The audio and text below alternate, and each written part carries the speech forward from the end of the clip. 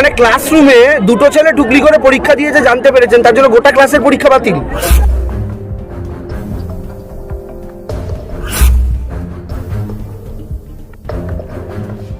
কথা করছি, গত বছর সিঙ্গেল বেঞ্চের অর্ডারে, জাস্টিস গাঙ্গুলির অর্ডারে আমি নিয়োগ পেয়েছিলাম। এন্টায়ার যে 2016 সিলেকশন প্রসেস, যারা যারা নিয়োগ পেয়েছিল বৈধ অবৈধ যারা আছে সবাই বাতিল। আদালত যারা নির্দেশ দিয়েছে মেনে নিয়েছি এবং মানার দরকার, এবং আদালত যারা নির্দেশ দেবে সেটা আমাদের মানতেই হবে।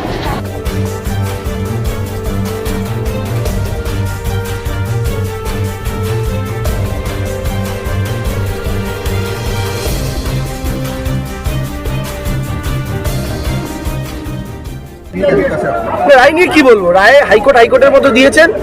আমরা রাজ্য সরকার, পর্ষদ, তারা সুপ্রিম কোর্টে যাবে, পরবর্তী উচ্চ আদালতে যাওয়ার অধিকার প্রত্যেকের রয়েছে, উচ্চ আদালতে যাবে। এবং আমার তো মনে হয় এটা বিবেচনা করে দেখার প্রয়োজন আছে সর্বক্ষেত্রে, যে অভিজিৎ গাঙ্গুলিকে দেখার পর থেকে তার অনুপ্রেরণাটা কোন কোন পর্যায়ে অবধি ছড়িয়েছে, এটাও দেখার প্রয়োজন আছে। আজকে সায়ন ব্যানার্জি বলছে যে তৃণমূলের সংস্থা যারা বাড়ি ঘেরাও করতে বলছে, যারা টাকা নিয়ে চাকরি দিয়েছে। শুনুন, সিবিআইয়ের কাছে অভিযোগ 5,000 লোককে নিয়েছিল 24,000 লোকের মধ্যে, তাহলে বাকি 19,000-এর চাকরি খেলেন কেন? মানে ক্লাসরুমে দুটো ছেলে টুকলি করে পরীক্ষা দিয়েছে জানতে পেরেছেন, তার জন্য গোটা ক্লাসের পরীক্ষা বাতিল। এটা কোথাকার নিয়ম? এই নিয়ম চলতে পারে?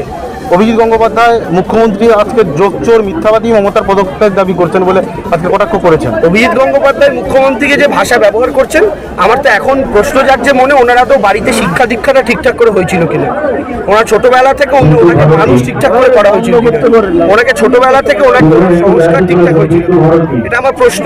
এবং আমি বলছি উনি যে ভাষা ব্যবহার করছেন তাতে আমি যেইটুকু সম্মান দিয়ে ওনাকে এই কদিন কথা বলেছি, পরের বার থেকে আমিও সেই সম্মান দিয়ে ওনাকে কথা বলতে পারবো। আমি ওটা বলতে বাধ্য হচ্ছি, উনি একদম এক প্রকারের ইতর মানুষ।